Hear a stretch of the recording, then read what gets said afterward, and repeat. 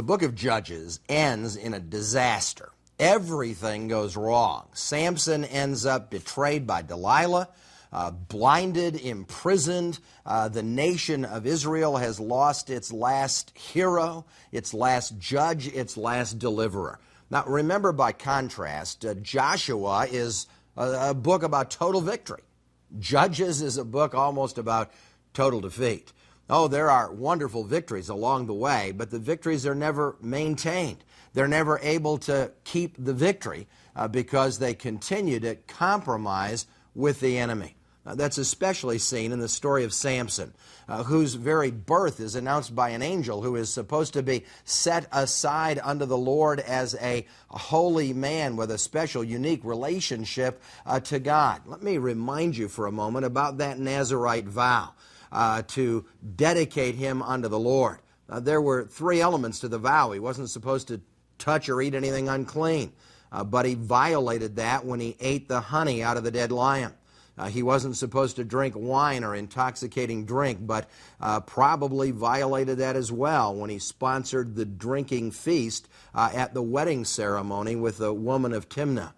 And then he wasn't supposed to cut his hair, and the haircut comes in the 16th chapter in the disastrous account of what happened with Delilah. Now, by way of review, remember again, we began in the 16th chapter, verse 4, that sometime later he fell in love with a woman in the valley of Sorek whose name was Delilah. Interestingly, the Bible doesn't tell us that she was necessarily a Philistine, but it almost seems likely that she was. All of the other women in his life certainly were Philistine women. He seemed to have an attraction to anybody that was different, unique. It was almost like, in spite of the touch of the blessing of God in his life, there was this inward desire to rebel against all of that. And every time the Philistine woman went by, Samson, the Jewish boy, fell in love with the Greek girl and said, "That's the one I want." The first marriage, a disaster. The woman ends up dead. Samson ends up defeating the Philistines, but at enmity with them. The situation with the harlot at Gaza, another disaster, where he nearly barely escapes from the city and yet tears the bars and the gate away and triumphs over them again. And I think every time he got out of trouble, somehow it just left him with the impression that I could try it again. But with Delilah, he finally meets his match. If indeed the 20 years has gone by from the early part of his judgeship to the end of it, this would now make him somewhere around 40 years of age. He's getting older. He still has a swagger in his walk. He still feels like, I can cross the border into the Philistine territory. I can get away with whatever I want to. They don't dare come after me. But this time he falls in love with a woman who is older, hardened, experienced, who isn't going to be quickly, easily enamored by him or caught off guard by him, etc. And they fall into a very physical relationship, which leads to a deadly lover's game. You'll recall that she begins to, I think maybe initially out of curiosity, say, "Now, Samson, tell me, where is your strength?" Verse 6. What is it that just makes you so strong? You hunk, you. And they probably played this game back and forth for weeks with one another. But behind the scenes, the Bible tells us the 5 lords of the Philistines came offering to give her each 1,100 pieces of silver, 5,500 pieces of silver. That would be over $1 million in our calculations today. They're going to make her a millionaire, make her rich, if she can only find out the secret. And you say, well, the secret should have been obvious, the hair. But I would like to suggest to you, it's not the length of the hair that gave him his strength. There were other Nazirites who took Nazirite vows, who did not cut their hair, and they didn't have superhuman strength. So they're assuming it's something else. There's some other trick to all of this. There's some other gimmick. Nobody's this strong. What is it? And so as they enter into this arrangement with one another, he begins to play the game with her. And he suggests, first of all, that if you bind me up with bowstrings, the King James says, leather thongs, another translation says, whatever they were, she didn't have any. She had to send out for them. I'd be as weak as any other man. And she ties him up after he's asleep and then shouts to him, Samson, the Philistines are here. And he jumps up and breaks the bowstrings, and she realizes, now you just teasing me, aren't you, Samson? I mean, you just lied to little old me. Now, come on, tell me, where is the source of your strength? Come on. And at first it seems silly, but it becomes deadly. He then finally says to her, well, look, if you tie me up with new ropes that have never been used before, I'd be as weak as anybody else, Delilah. And so they bind him with new ropes. And again, she tells him the Philistines are here. Whether they were or not isn't really clear in the text. Oh, they were lying in wait in the room to supposedly protect her, but he jumped up and broke the ropes. And then she starts in again. Now, come on, you lied again, the little old me. Now, come on, tell me the truth. And this time he gets a little closer to the truth, and he says, well, if you take my hair, that the text says is in 7 braids, so he didn't wear it long and flowing, it would have gotten in his way. It's braided up. And unbraid it and sew it into your loom and clamp it down. Why, it hurts when you pull your hair. I'd be as weak as anybody else. And so while he's asleep, she unbraids his hair, clamps it into the loom, yells that the Philistines are there. He jumps up, jerks his head, snaps the hair out of the loom, wrecks the loom, and sets her off. Now she is upset. Now you haven't just played a little silly game with me. Now you have broken my sewing machine. What are you doing, you monster, you? And he tries to appease her by telling her that he loves her. That's okay. I love you. I'll fix it. I'll take care of it. No, she says in verse 15. How can you say I love you when you won't tell me the truth? You lied to me these 3 times, Sammy. You're never going to tell me the truth, sonny boy. And she keeps it up and keeps it up and keeps it up. And the Bible says in verse 16, with such nagging, she prodded him day after day until he was tired to death. Or in modern English, she nagged him to death, literally, until he said, all right, I had enough. All right, I'll tell you what the deal is. And it had to be embarrassing to say, well, I'm supposed to be a holy man. You? I'm dedicated to God. I'm not acting like it, but I am. And I've got this Nazirite vow, and here's how the vow works. And I think as he begins to go down through the elements of the vow, she realizes this has got to be true. This is so strange. He must be telling me the truth this time. The little deadly game, the little lover's game, bind me with bowstrings, bind me with new ropes, weave my hair, all of that. Finally, he tells her that I've already broken the first 2 stipulations of the vow. The only thing that's left is the outward indication of the vow, and that's the long hair. If you cut my hair, I will then be as weak as any other man. Now, it's not because the strength is in the length of the hair. The strength comes from the Spirit of God, and the Spirit of God moves in relation to the vow. Somehow he knew by this point that once the hair gets cut and the vow is broken, whatever the endowment of the Spirit is in relation to the vow is gone. It's lost. And he knows in his own heart, if you cut my hair and the vow is broken, then permanently, the outward symbol of it is gone, I'll lose my strength and I'll be as weak as anybody else. And she sends for the Philistines in verse 18 and says, come on back one more time, bring the money, because he has told me everything. She knew men well enough to know, this time he's telling me the truth. This time I've got him. This time he has shared his heart and soul with me. And tragically, as people will often do in a moment of compromise, thinking that this person understands, they turn that information ultimately against you to try to destroy you. Everything goes wrong.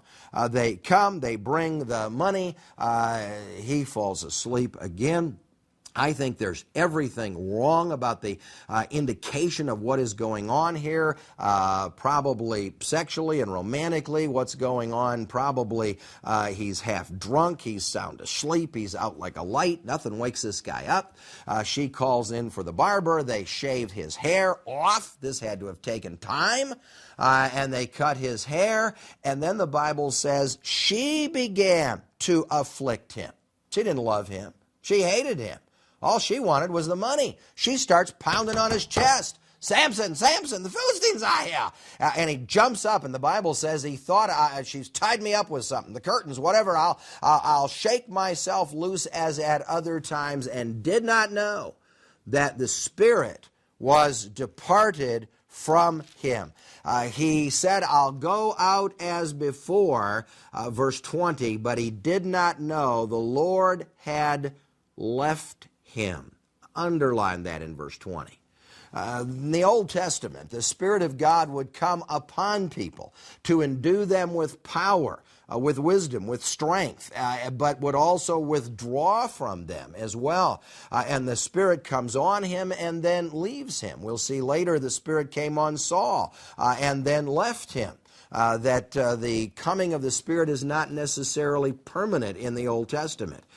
Then the Philistines seized him, gouged out his eyes, and took him down to Gaza. Underline that. The very city whose gates he had torn away. Binding him with bronze shackles and set him to grinding in the prison. A tragic end for the great Hebrew Hulk. This man on whom the Spirit of God would come and he could rip a lion in half, who could kill 1,000 men in one battle, who was so powerful and so feared that he could cross the border into Philistine territory and nobody dared touch him, who could steal the gates of Gaza. And all of a sudden, without the help of God and the power of God, he's just an ordinary man. The Hulk is returned to being David Banner, if you will. He has no strength, no power left, and they capture him like an ordinary man and probably took a hot poker and seized out his eyes, seared them right out of his head, blinded him so that he can't see. A one-man army who can't see the enemy is immobilized, and they bound him with brass, took him right back to Gaza, locked him in the city that he had once broken out of, put him in the prison house, grinding the grain. Now, we see these pictures sometimes in old Bibles of a man with a buzz haircut pushing a big grain mill with some oxen in what looks like a barn. But those kind of mills hadn't even been developed yet, hadn't even been invented yet. He's sitting at a little hand mill, grinding grain like a woman would grind grain. Delivered by a woman, violated by his own appetite. All of a sudden, this Hebrew Hulk, who could defy Dagon, the god of the Philistines, the grain god, is grinding Dagon's grain. And that leads finally to the story of his death. The Bible says in verse 22 that the hair on his head began to grow again after it had been shaved. Now, people, I think, misread that and think, well, because his hair began to grow back, then the strength began to grow back. No, the exact opposite. His hair begins to grow, but the strength does not come back. The Philistines weren't stupid. If cutting his hair off once took the strength away from him, they'd have sent a guy in to buzz his hair every single day, shave him down every single day. But as the hair starts to grow, the strength does not return. The strength does not come back. They decide to make fun of him in verse 23. The rulers of the Philistines assembled to offer a great sacrifice to Dagon, their god. Circle Dagon's name, the grain god. Celebrating, saying, our God has delivered Samson and our enemy into our hands. Well, that wasn't true. Jehovah had delivered him into their hands. Jehovah had judged the sinfulness of his life.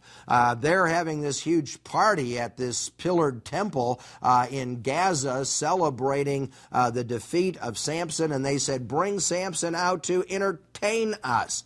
And so they stood him among the pillars of the temple. Now, because of their Greek background, the Philistines tended to use pillared temples that are very, very similar to that that you would have in the Greek era. Notice what happens to Samson. He's blinded. He's in prison in Gaza. He's grinding Dagon's grain. He is helpless. And now they're going to humiliate him further by chaining him up, bringing him into this temple, chaining him to the pillars of the temple, probably in the corner where the bulk of people could see him on the angle, and jeering at him, laughing at him, probably throwing things at him, making fun of him, assuming that he is now immobilized and they have conquered him once for all in the temple of Dagon. Now, the Greeks typically built pillared temples, like the picture here of the temple of the Parthenon in Athens. This gorgeous, beautiful, powerful temple that meant so much to the Greek people. The one in Gaza would have been smaller, but would have been built on a similar style. Now, the one problem with a pillared temple in the Middle East is it's subject to earthquakes. And when the pillars start shifting around and become unstable, the stone roof sits on the pillar. The pillar is loose. It sits on the base, which is a stone base. You put the pillar in the middle, you put the roof on top, and the weight of the roof holds the pillar down. When the pillars shift, the whole roof shifts. What's going to happen is Samson's going to slide the two corner pillars out from the base, and the whole thing's going to come down like a deck of cards, like a pile of dominoes, and the roof shifts, and everyone is crushed in the process. In frustration, he prays, "Oh God, this is his one last opportunity to do anything at all." Samson said, "Let me be avenged of my two eyes, strengthen me one more time, and let me die with the Philistines."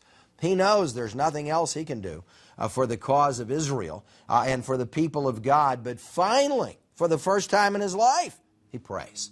Finally, he calls on God. And it's the prayer that brings back the power of the Spirit on him and brings back this physical strength one more time. It's not the length of his hair. It's the endowment of power that came from God. And Samson pulls on the pillars, probably again at the corner of the room, the central pillars, and the weight shifts, the roof collapses, and 3,000 people are killed.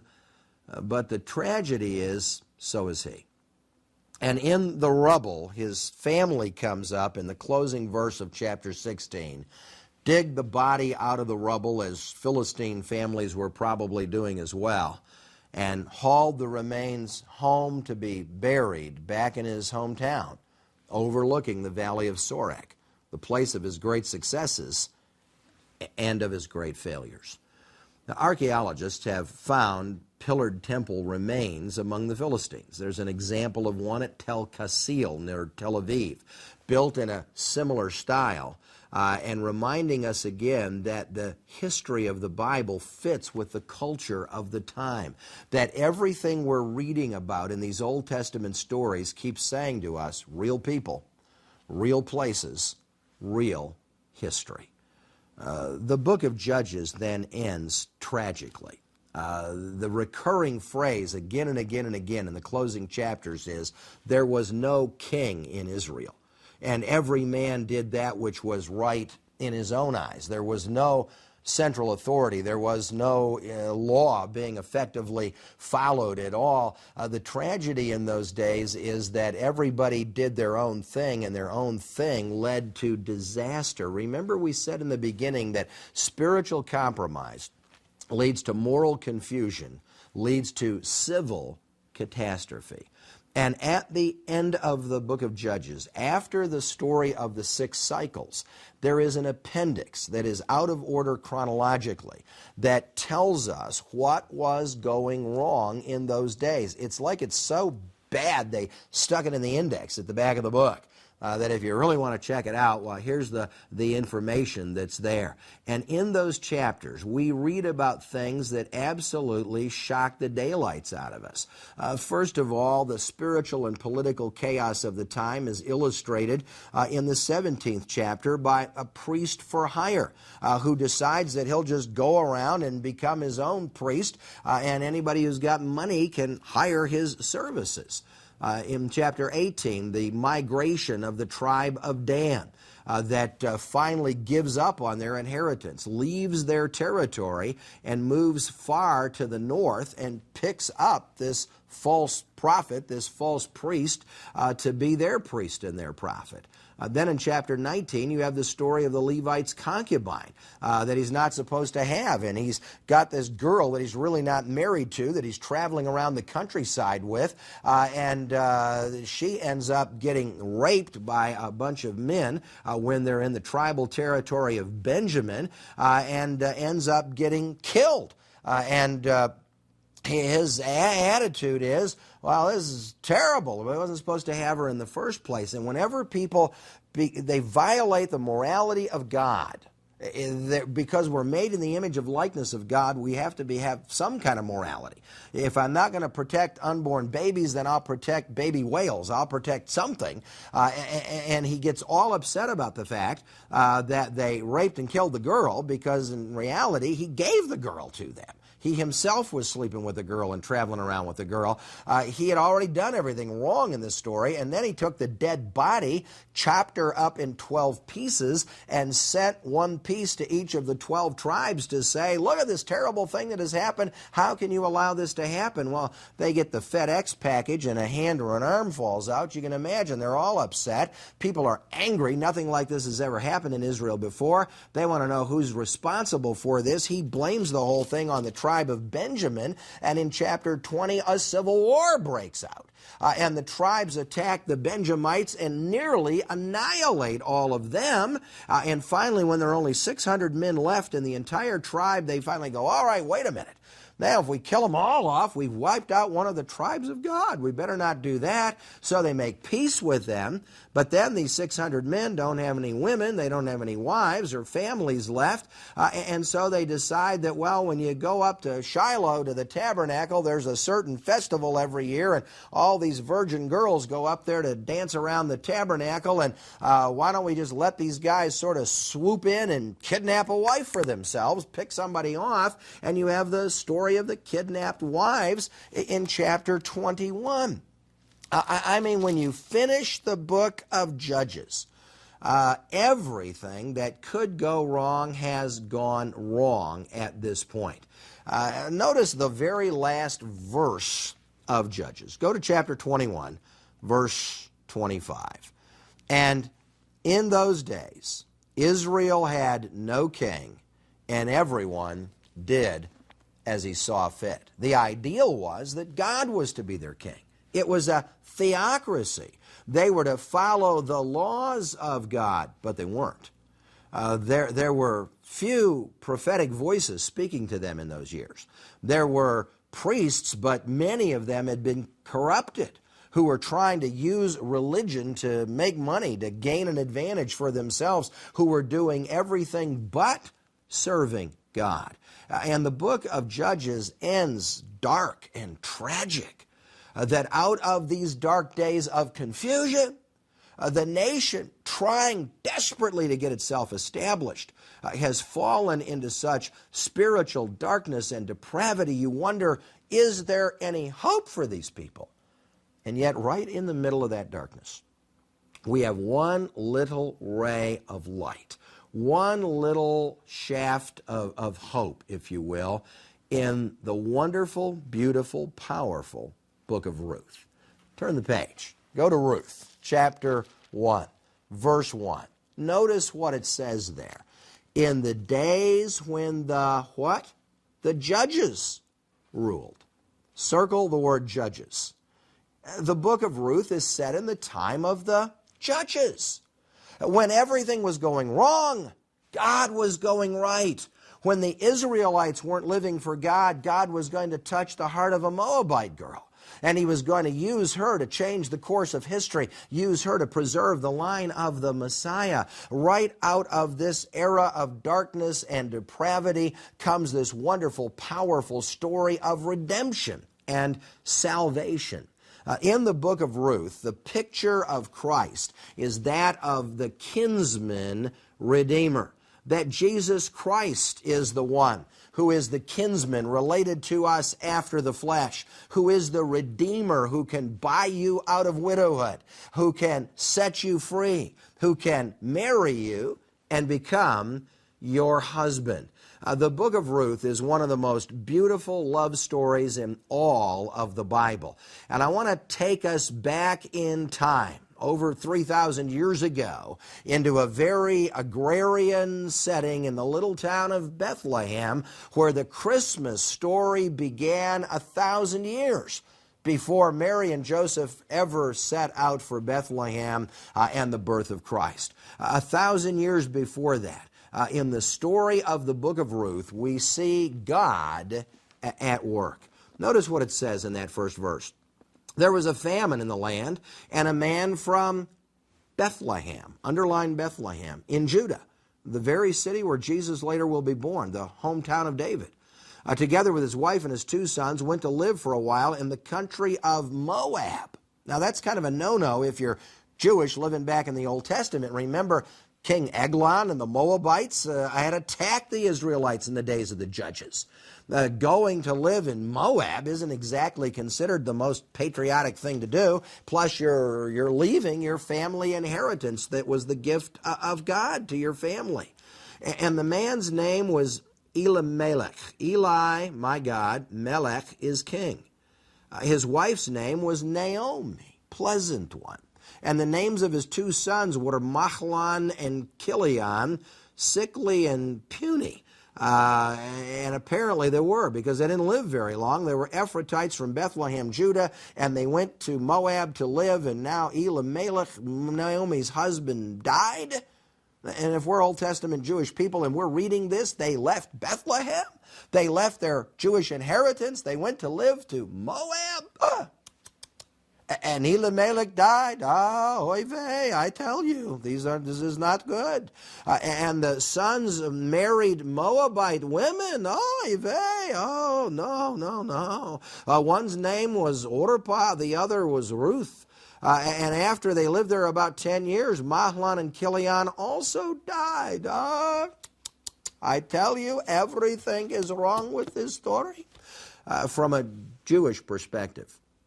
But from God's perspective, God was going to overrule all of this and bring great good out of this.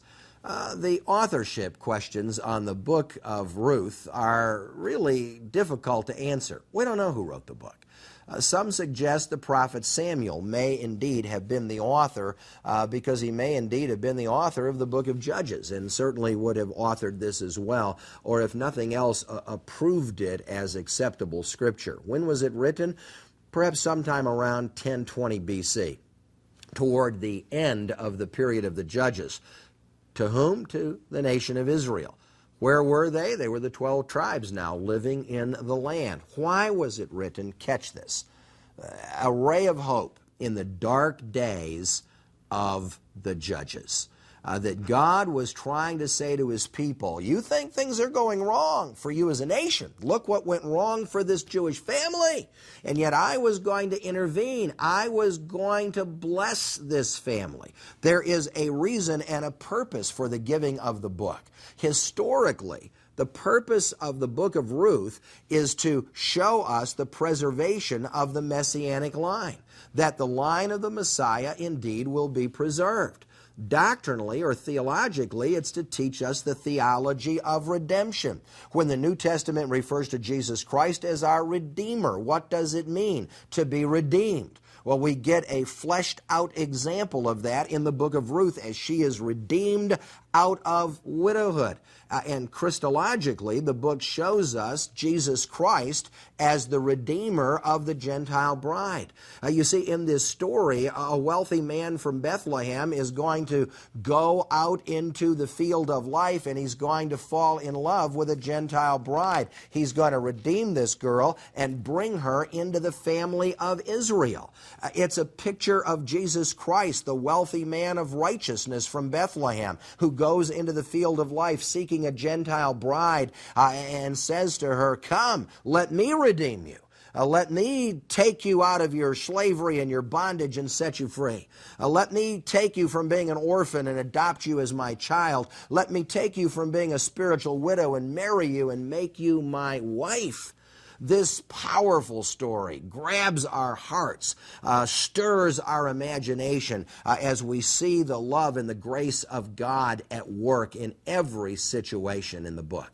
Now, in order to understand Ruth, there are two key cultural concepts that we have to come to grips with, that we desperately need to understand. The first concept is that of the kinsman redeemer. In Hebrew, it's just the little word, the goel. He had to be freeborn. He couldn't be one slave setting another slave free. He had to be related by the flesh. He had to have a relationship physically to you. He had to be able to pay the price of redemption, and he had to be willing to pay the price of redemption. As we'll see in the story, Boaz is the free man. He's related to the family through the deceased husband. He is able to pay the price of redemption and willing to pay the price of redemption. In the same way, Jesus Christ, in order to redeem us from sin, has to be free from sin, the sinless Son of God. Yet he has to be related to us according to the flesh. So God became incarnate as a human being in a physical body. He had to be able to pay, and he was, because the blood of Christ cleanses us from all unrighteousness. But he also had to be willing to pay when he said to the Father in the Garden of Gethsemane, "Not my will, but thy will be done." Christ becomes for us the ultimate Redeemer. Boaz becomes a kind of a picture, a type, an illustration of that redemption that is provided by God himself. And then there's a second concept that we need to understand that was legitimate or valid in the way they lived in those days, and that's the concept of levirate marriage. Authorized in the book of Leviticus, therefore, the term levirate marriage. And what it meant was that a widowed wife would be married to her husband's next eldest single relative, a brother, a cousin, an uncle, whatever. The idea is that it worked this way. In the ancient world, when a young woman was widowed, she was destitute. There was no hope at all for any kind of a future. And so rather than leave her in poverty and starvation, the idea was that a relative of her deceased husband had the obligation to marry the widow and raise up a family in honor of the man that had died. It shows the dignity, the sanctity of the family. It also shows us the heart of God to take care of those that are in poverty, those that are destitute. And so when we understand those two concepts, the kinsman redeemer who can redeem the widow by marrying her and paying the price of redemption, and the concept then of levirate marriage, that it has to be somebody who is a kinsman, somebody that is a relative. You see this concept referred to in the New Testament in this time when the Sadducees are trying to argue with Jesus about a man who married a woman and he died, and then she married his brother, and he died, and 7 of them died, and whose would she be in the resurrection, etc. They're going back talking about this concept of levirate marriage. Now, they were trying to misuse the concept in that illustration, and Jesus understood that and saw right through that, but the concept itself was a legitimate biblical concept, especially used in ancient times in the days of the judges and early in the days of the kings. The book of Ruth, in a sense, reads like a 4-act play.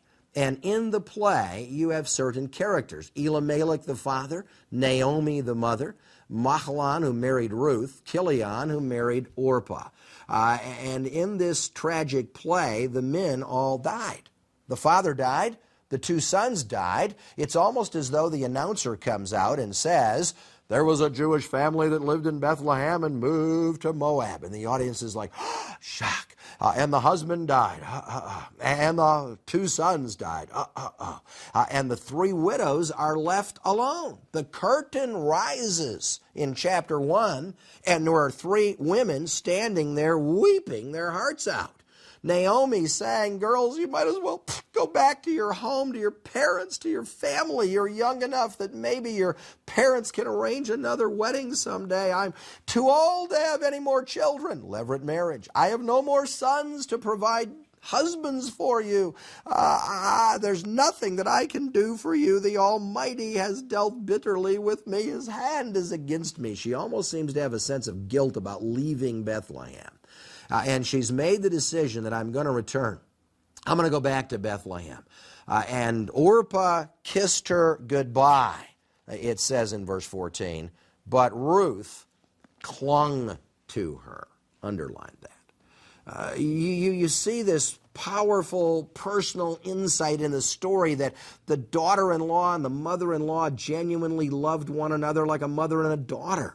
And Ruth makes this incredible commitment to her and says, I will not leave you, verse 16. Do not urge me to leave you or turn back from you. I will go where you go, and where you stay, I will stay. And your people will be my people, and your God will be my God. Underline that in verse 16. Where you die, there I will die. There I will be buried. The Lord deal so with me, even ever severely, if anything but death separates me from you. I mean, the commitment between Ruth and Naomi is so strong that people in Christian weddings often quote this as part of their wedding vow and their wedding commitment to one another. Your people will be my people. Your God will be my God. I will accept your God. I will give myself to serve you. I am not going to leave you, Naomi. I'm going to go with you. Well, Naomi is stunned by the response, the commitment of what is happening here in the life and experience of she and Ruth. Now, the setting of the story, again, in the days of the Judges, it opens in the country of Moab, but then it shifts to the city of Bethlehem.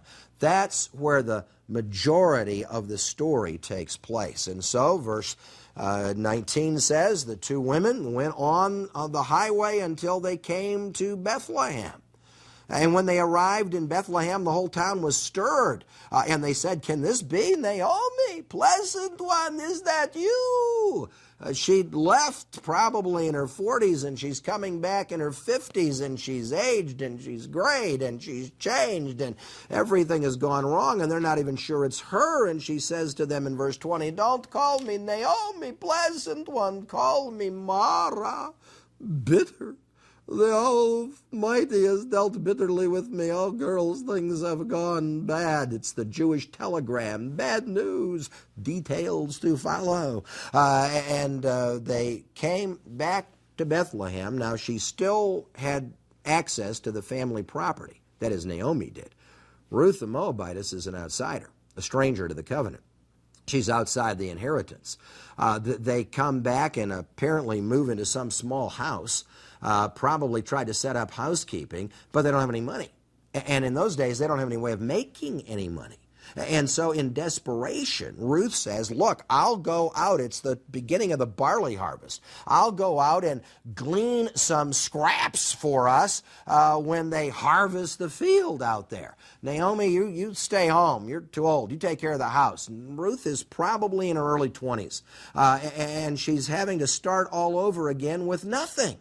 And yet God steps into this story in a powerful, wonderful way. Now let me remind you a few things about Moab, the country she'd come from.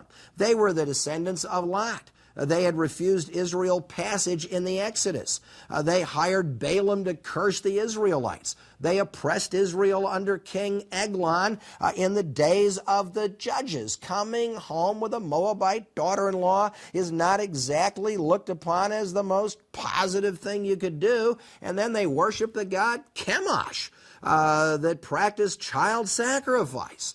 Well, we just have to kind of put our mindset back into this little Jewish community at Bethlehem, in a little rural environment. They're sitting around going, she's kind of Moabite daughter-in-law, you know. I don't know whether she came, brought her back here. I guess we could let her into town. What are we going to do here, etc. And then the book of Ruth, in these 4 chapters, develops this wonderful, wonderful outline about love. Now, if we look at a map, you'll see that Moab is on the other side of the Dead Sea. They had to go around the Dead Sea. They had to come up to the Jordan River, right at the top of the Dead Sea, cross over at Jericho, make their way toward Jerusalem, and then 5 miles south of Jerusalem in the dark area is Bethlehem. They have made the long trek from Moab to Bethlehem and have put themselves in the hands of God, who is going to use them to change the course of history. If we outline the book, and it's been suggested by others before, chapter 1, love's resolve. I'll go with you. No matter what, Naomi. Your God will be my God, your people will be my people. Chapter 2, love's response. I'll go out and glean in the field and try to get some food for us. Chapter 3, love's request, where she ends up actually proposing to Boaz. You say, well, is it ever all right for the woman to propose? Well, it worked for Ruth. And then love's reward, when he finally makes the commitment to marry her. It is a beautiful story. I wish we could take a long time to look at it. But let me suggest some key things that happen in this particular story. In chapter 1, love's resolve. The setting is in the fields of Moab in chapter 1.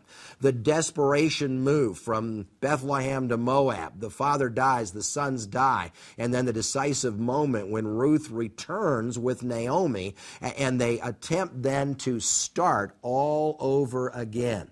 And then in chapter 2, we have the emphasis in that chapter on the fact that the decision has been made. We're going out to trust the Lord no matter what. And you have love's response in the field at Bethlehem during the time of the harvest, of the reaping and the gleaning of the crops.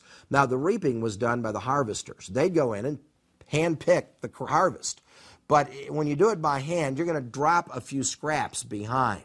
And the gleaners were the poorest of the poor people. It was the welfare program of Israel that if you're willing to work, you could eat. You go out in the field and glean a few scraps. What Ruth is hoping to get is a few handfuls of grain. And out of these few handfuls of grain, that they'll have enough to eat to get by for a few weeks till they figure out what to do.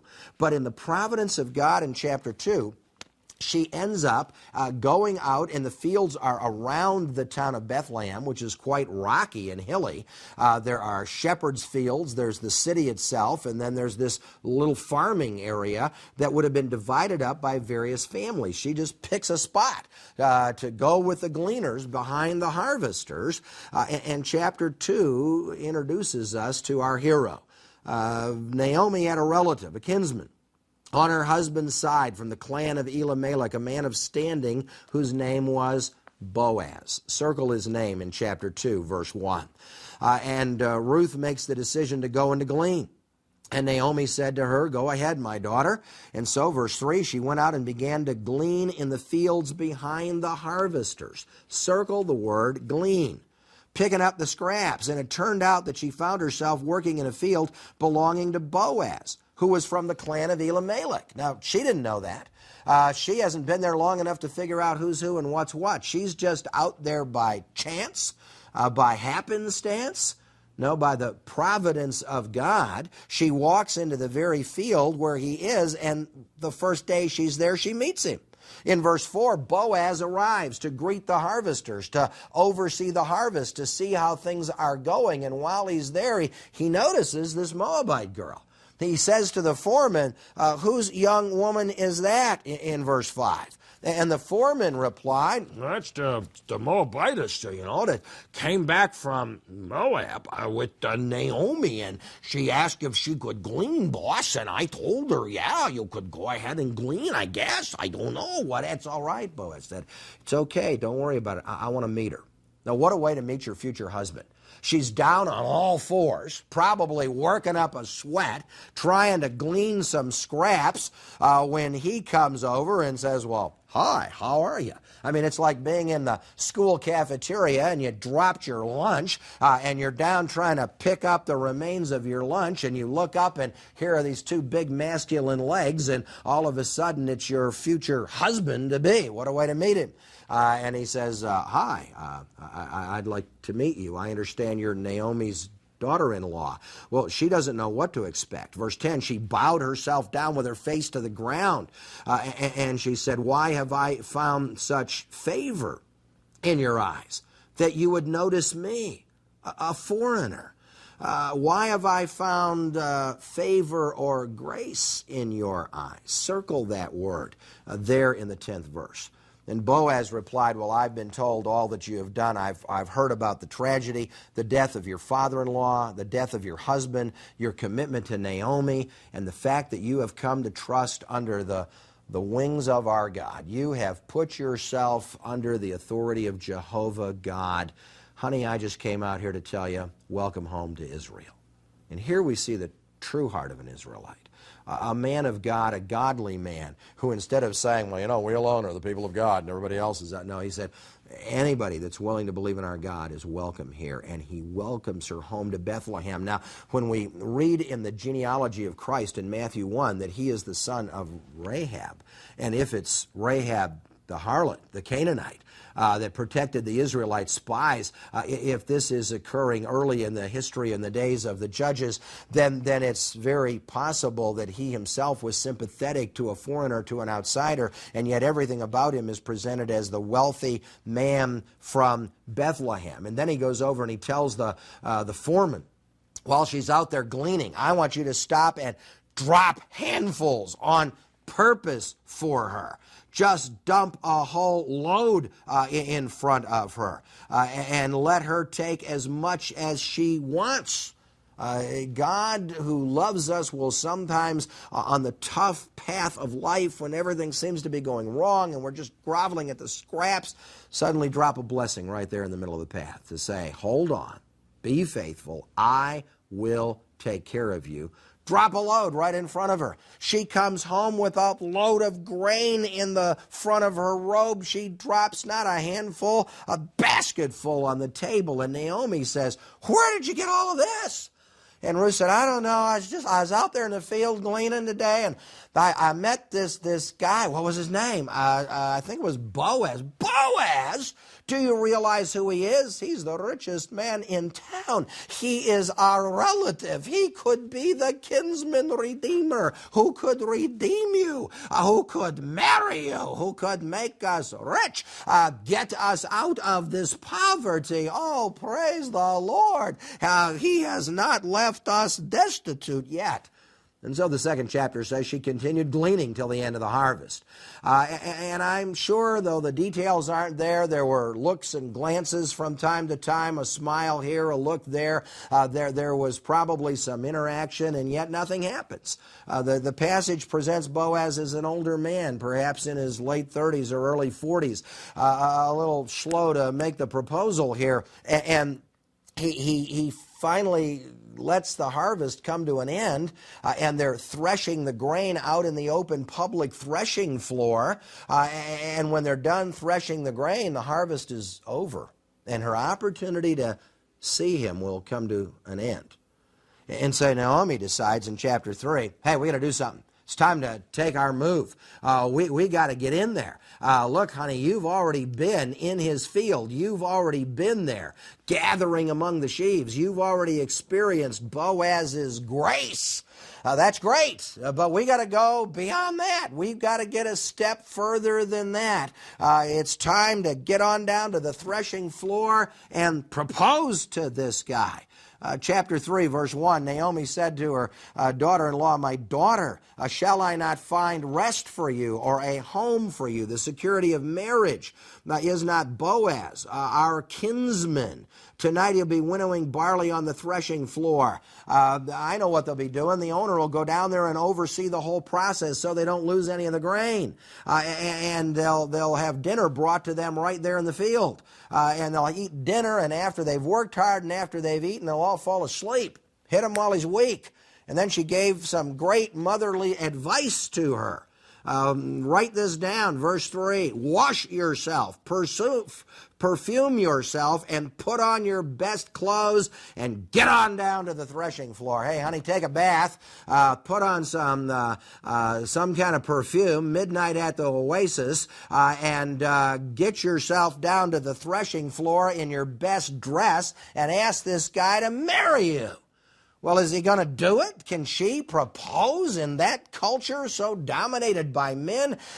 Does she dare make such a request? And would he say yes? And if he says yes, is he really in a position to redeem her and marry her, a Gentile, a Moabite, an Arab girl?